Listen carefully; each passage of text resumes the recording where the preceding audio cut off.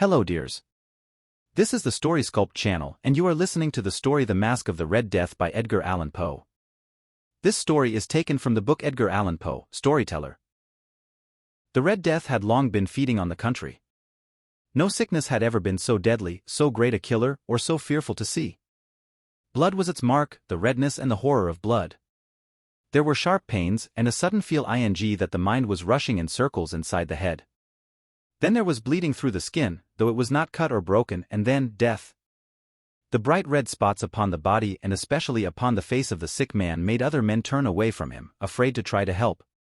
And the sickness lasted, from the beginning to the end, no more than half an hour. But Prospero, the ruler of that land, was happy and strong and wise. When half the people of his land had died, he called to him 1,000 healthy, happy friends, and with them went far away to live in one of his palaces. This was a large and beautiful stone building he had planned himself.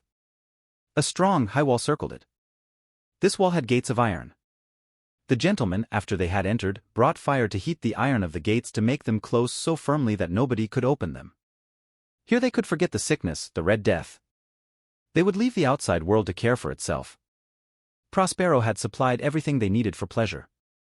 There was music, there was dancing, there was beauty, there was food to eat and wine to drink. All these were within the wall, and within the wall they would be safe. Outside the wall walked the Red Death. It was near the end of their 5th month there that Prospero asked his friends all to come together for a dancing party, a masquerade. Everyone was asked to come dressed in fine clothes and with his eyes, or perhaps his whole face, covered by a cloth mask. It was a scene of great richness, that masquerade. There were 7 rooms in which Prospero's friends danced. In many old palaces the doors can be opened in such a way that rooms like these 7 can be seen all at the same time. In this palace it was different. Little more than one of them could be seen at one time. There was a turn every 20 or 30 yards. To the right and left, in the middle of each wall, was a tall pointed window. The windows were of colored glass of the same color that was used in each room. The first room had blue cloth hangings on the walls, and blue were its windows. The second room had wall hangings of that blue-red known as purple, and here the windows were purple. The third was green, and so was the glass of the windows. The fourth had hangings and windows of yellow, the 5th of white, the 6th of violet. But the 7th room had hangings on the walls made of a rich soft cloth which was black, black as night, and the floor, too, was covered with the same heavy black cloth. In this room the color of the windows was not the same. It was red, a deep blood color. All the rooms were lighted through the outside windows. The resulting light was strange indeed, as it colored the shapes of the dancers. But the light that fell on the black hangings through the blood-colored glass was the most fearful of them all. It produced so wild a look on the faces of those who entered that there were few of the dancers who dared to step within those dark walls. In this room stood a great clock of blackwood. Gently it marked the seconds as they passed, and when it was time to mark the hour the clock spoke with a loud, clear voice, a deep tone as beautiful as music, but so strange that the music and the dancing stopped and the dancers stood still to listen. And then, after another 60 minutes, after another 3,600 seconds of time, of flying time, the clock struck again and the dancers stopped as before. Nevertheless, it was a happy and beautiful masquerade.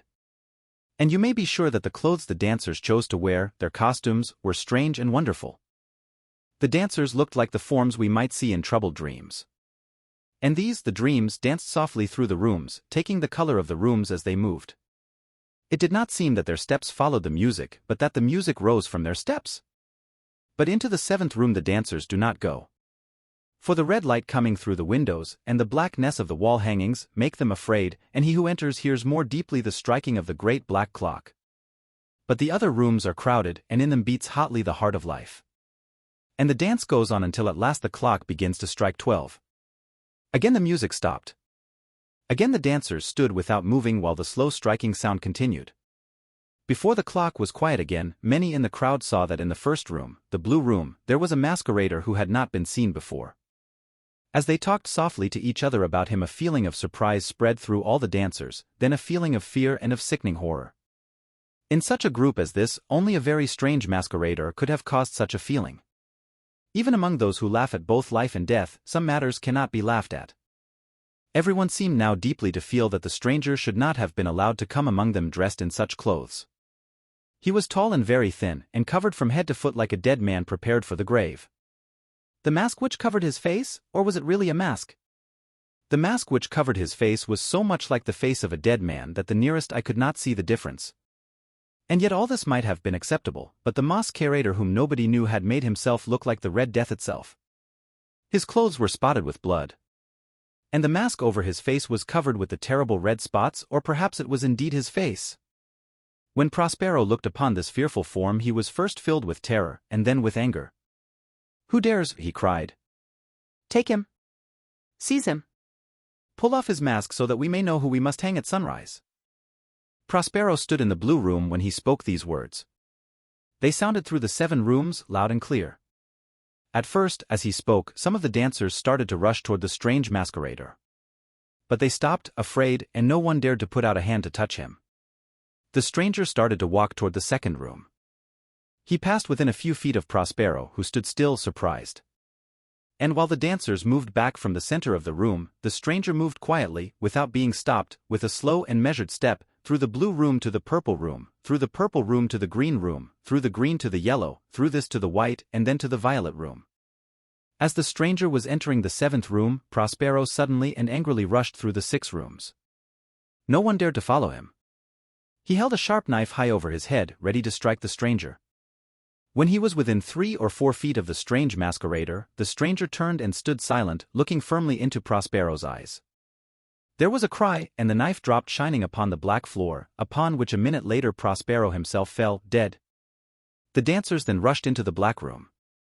The strongest of the men tried to hold the masquerader, whose tall form stood beside the black clock, but when they put their hands on him they found inside the grave clothes no human form, no body, nothing. Now they knew that it was the Red Death itself that had come in the night. One by one the dancers fell, and each died as he fell. And the fires died. And the clock stopped. And darkness and decay and the Red Death ruled forever over all.